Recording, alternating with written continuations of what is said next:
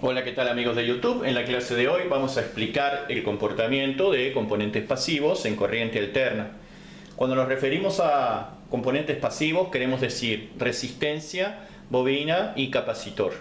Estas son las tres cargas que estudiaremos en corriente alterna y ya sea en forma individual o conjuntamente o combinadas formarán los diferentes circuitos que estudiaremos en otros capítulos posteriores.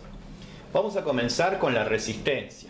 Cuando nosotros tenemos únicamente resistencia como carga, o sea, no tenemos ni bobinas ni capacitores, decimos que se llama circuito resistivo. Y aquí tenemos el ejemplo, una resistencia, una fuente de corriente alterna que nos entrega una tensión V, la cual hace circular por nuestra resistencia una intensidad de corriente I. Por ley de Ohm sabemos que I es igual a V sobre R, ¿sí? V sobre R es igual a I, por ley de Ohm.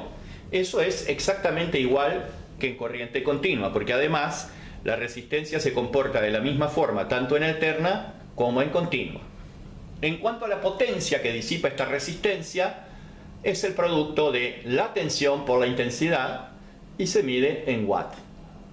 La potencia eléctrica que recibe la resistencia la convierte totalmente en calor. Es decir, que esta potencia se llama activa porque se convierte en efectos útiles, en este caso en calor. Si hacemos la representación gráfica de la tensión, la intensidad de corriente y la potencia, obtenemos que en azul tenemos la tensión representada con la letra V, en rojo la intensidad de corriente representada con la letra I, y en verde la potencia representada con la letra P. Vean ustedes que si no hay tensión en el circuito tampoco habrá intensidad de corriente. Por lo tanto, cuando la tensión sea igual a 0, la intensidad también va a ser igual a 0. Mientras que cuando la tensión sea máxima, la intensidad también será máxima. Y así sucesivamente. Es decir, que la curva de la tensión V y la curva de la intensidad I pasarán las dos al mismo tiempo por el punto 0 y también pasarán las dos al mismo tiempo por el punto máximo.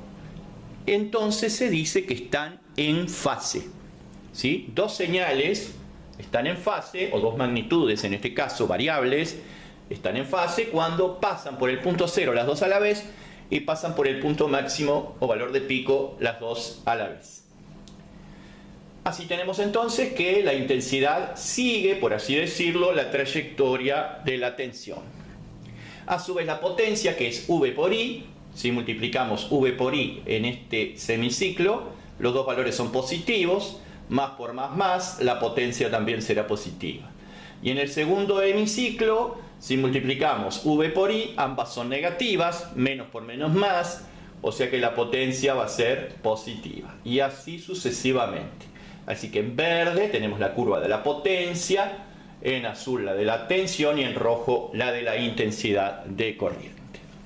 Si representamos con fasores la tensión y la intensidad de corriente, observamos que los dos fasores están en la misma dirección. Recordemos que los fasores son vectores giratorios. Quiere decir que estos vectores giratorios tienen una rotación sobre el punto de origen. Este es el punto de origen y ellos están girando en sentido contrario a las agujas del reloj.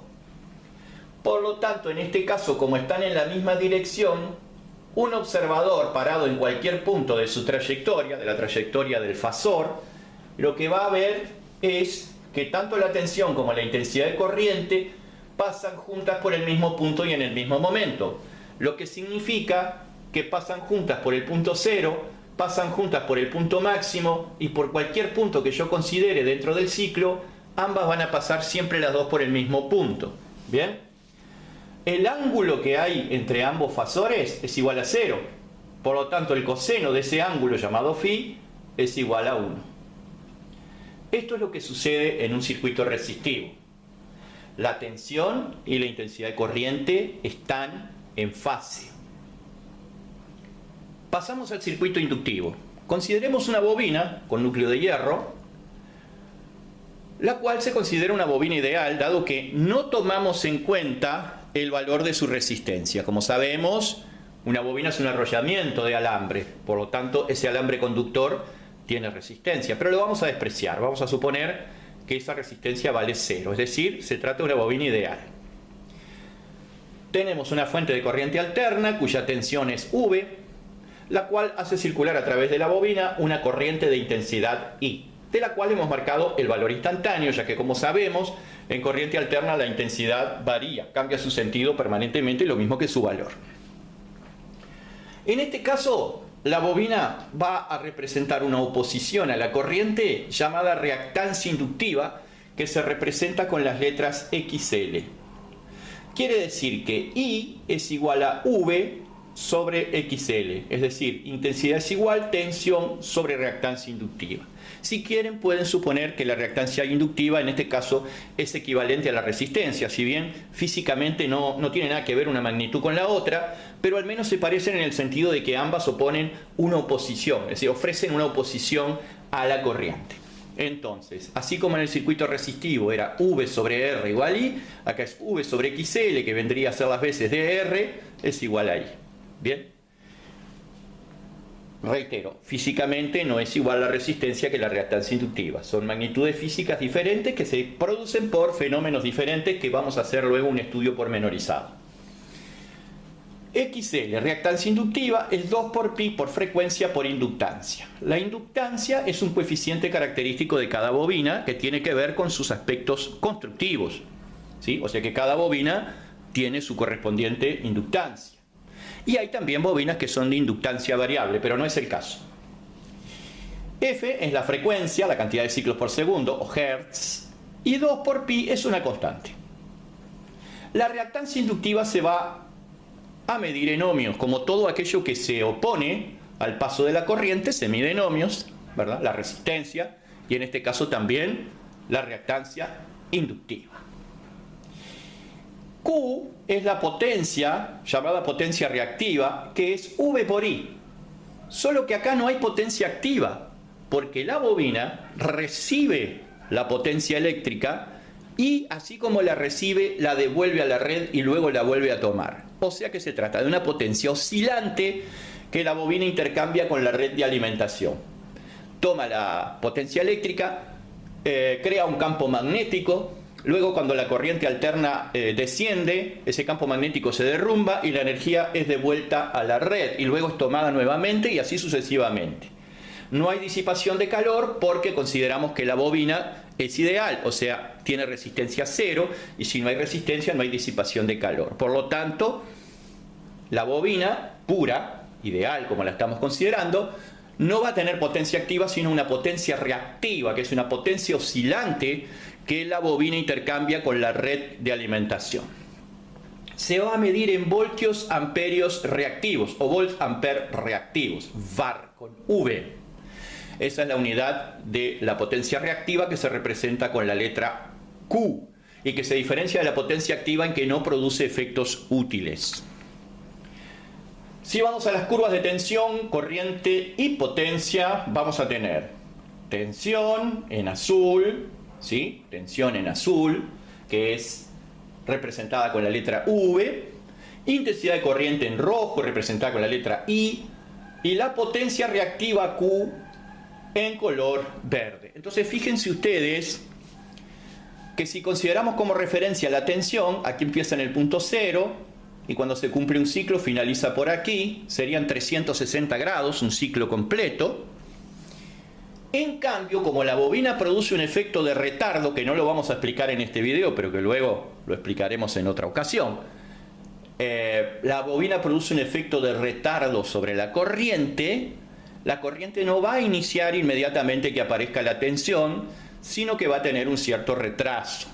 Como esta es una bobina ideal, ese retraso es de un cuarto de ciclo o 90 grados. Quiere decir que si la tensión comienza en el punto 0, la intensidad comienza en el punto 90 grados. Aquí es 0, 90, 180, 270 y 360. ¿Sí? Entonces, si la tensión V empieza en el punto 0, la corriente aparece 90 grados después, es decir, 90 grados atrasada con respecto a la tensión.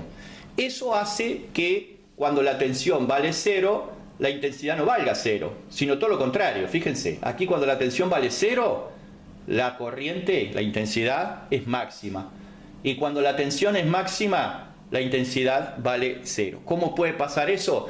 Por un fenómeno que se llama autoinducción, que no lo vamos a explicar en esta ocasión porque no es el tema que nos ocupa, sino que lo que queremos explicar es el comportamiento de los circuitos. Así que la corriente aparece desfasada en atraso 90 grados con respecto a la tensión. Eso lo vemos aquí representado en el diagrama fasorial. Recuerden que estos fasores son vectores que giran sobre el punto de origen en el sentido contrario a las agujas del reloj. Entonces representamos la tensión y 90 grados hacia abajo, digamos, la intensidad. Este ángulo vale 90 grados. Por lo tanto, el coseno de ese ángulo, que es el ángulo phi, es igual a 0. Y si un observador se para en este punto, considerando que estos fasores giran en sentido antihorario, primero ve pasar el fasor tensión, V, y 90 grados después el fasor intensidad, I.